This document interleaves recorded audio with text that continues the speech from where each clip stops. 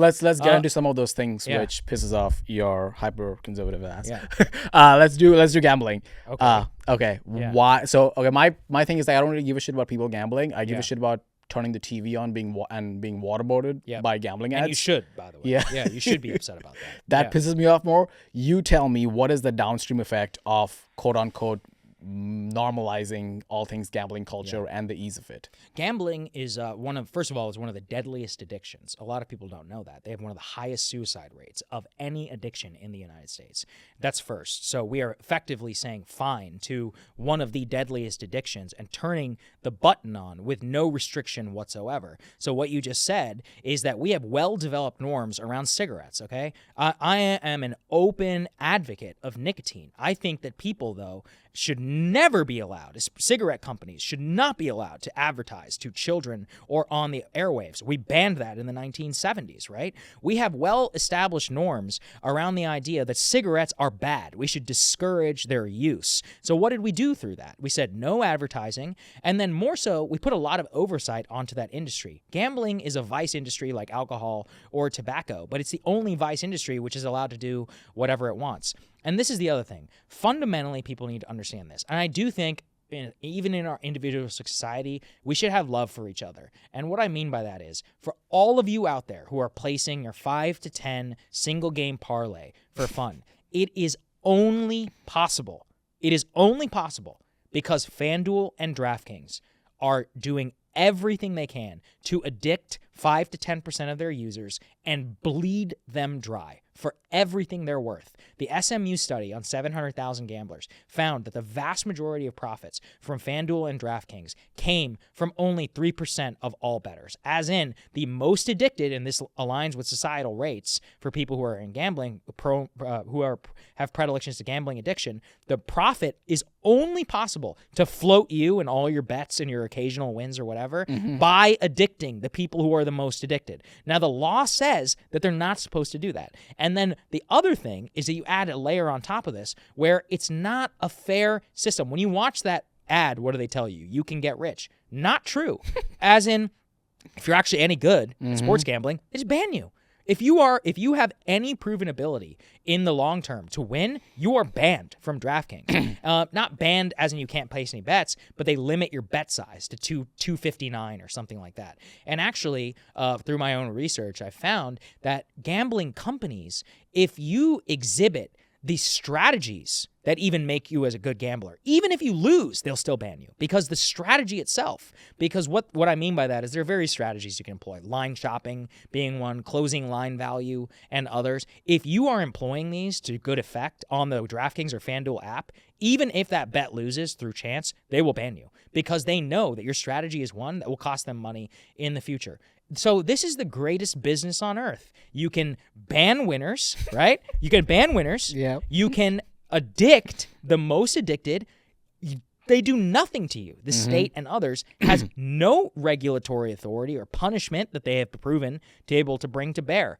And all of it is sold under the guise of fun and getting rich. But I think most people, if they knew the truth, which is that it's not fair, which is that the only reason that it's even possible is because of these addicts, that they would not want to enable this addiction, which is destroying families, increases domestic violence, and has one of the highest suicide rates. I mean, we have 41 states now in the U.S. where gambling is legal. All of the gambling addiction hotlines and others say that it's gone way up. And what can we learn from all of this? It was better when it was illegal. It's better when we have shame around gambling. As in, it was better when your weird uncle had to go to some mobster with an envelope full of cash. Can I keep going on this? Because this is important. Even when your uncle was doing that, he was betting the spread or the money line, which is a way less risky bet than the single game parlay. The profit off of a normal wager is like 5 to something percent. Barely anything. Yeah. All the profit is off parlays, specifically single game parlays. So what do FanDuel and DraftKings push, right?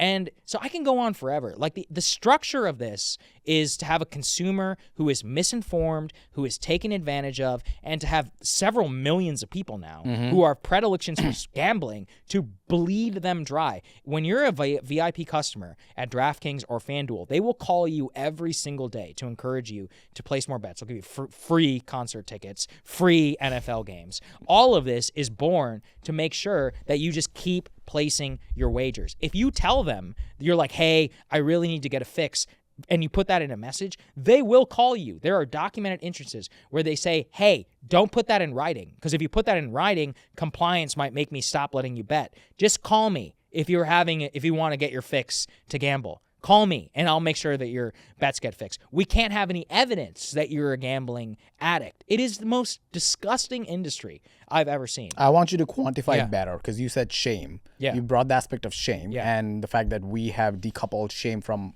any and every vice, because in that aspect, we have gone hyper-secular and hyper-libertarian. Yep. My question is, like you said, it was better when you had that weird uncle or whatever. How do you quantify better? Well, what we quantify better is the number of people who are taking their lives from gambling, the lower rates of domestic violence. The fact is that bankruptcy rates have gone up in every single state that's legalized gambling. Mortgages are actually more difficult to get in every state that's legalized gambling. They have de facto things built into their loan algorithms that show that whenever this happens, the overall lending actually becomes more restrictive for people who are trying to get consumer products, because they know in their data that a certain percentage of their customers will piss it away on gambling. So look, the data is ironclad. There's no question. When gambling was illegal, you had to use cash. You couldn't use a credit card. You had to go somewhere. You had to use cash. You had to go somewhere physically. Yeah. You had to go somewhere. You had to place your bet. You're not allowed to just do it. And worse is that the most gambles, the bets that Americans are making, are the worst kind of bet that you could ever make. Casinos in Las Vegas in 20 years ago, no casino in Las Vegas would take the action that DraftKings and FanDuel take every single day with their insane parlays, these single game parlays. Soon, they're going to roll out per drive plays, where is the Eagles, are they going to get a first down? You're going to be able to bet on that. Every part of the game is being commoditized. And then finally is, if you love the game, if you love sports, it is ruining all of sports. The FBI just dropped a massive indictment on gambling, on a gambling ring, which was rigging NBA games and specifically paying players to go to overshoot, or no, to do under the amount of points that they normally score, so that they could place single bets just on that player. Now, that would not have been possible 10 years ago. People weren't taking action on a widespread basis on an individual player's number of points. Some people were, but it was not like the majority of bets that were being made. They'd be like, oh, I want the Raptors, right? The spread on the Raptors. That's what most gambles were. Now it's all this. Saquon Barkley scores 2 touchdowns, Eagles by 7. It's every single play. Every single play is commoditized to the play, and as AJ Brown for 3 catches, Saquon for 2 touchdowns, Eagles by 20. Yeah, I can get better points. And you can bundle the whole thing together. Teasers. Yeah, I can do teaser points. I mean, this shit is crazy, bro. It's nuts. And yes, the idea that you're better than the house, you're a joke. I always talk about this to people. They're like, oh, I'm a winning gambler. I go, yeah? How long you been betting for? And they're like, 2 years. I'm like, you're not a winner. They would have banned your ass. Yeah, what's your time frame? Yeah, I go, oh, how long you been on the apps? 2 years. I'm not actually mean, so I don't say it, but in my head, I'm like, yeah, you're a fucking loser. Like, it's true. Just to wrap it up, as a sports fan who doesn't gamble, I resonate with everything you're saying. Like, the Indian part of me doesn't allow me to gamble, I would say. But I enjoy the fact that people are excited about every single aspect of it. Also, everything that you said is 100% true. I'm never going to gamble. But I also, again, that's the black pill part of me. I don't see DraftKings or FanDuel going away. Do you know what? You know what I should have said beyond all of this? This doesn't is not matter. financial advice. Buy DraftKings stock. Yeah. Okay. Buy FanDuel stock. Okay. They're great. They're good at what they do. And that's at a certain point, I'm just like, okay, that's what people want.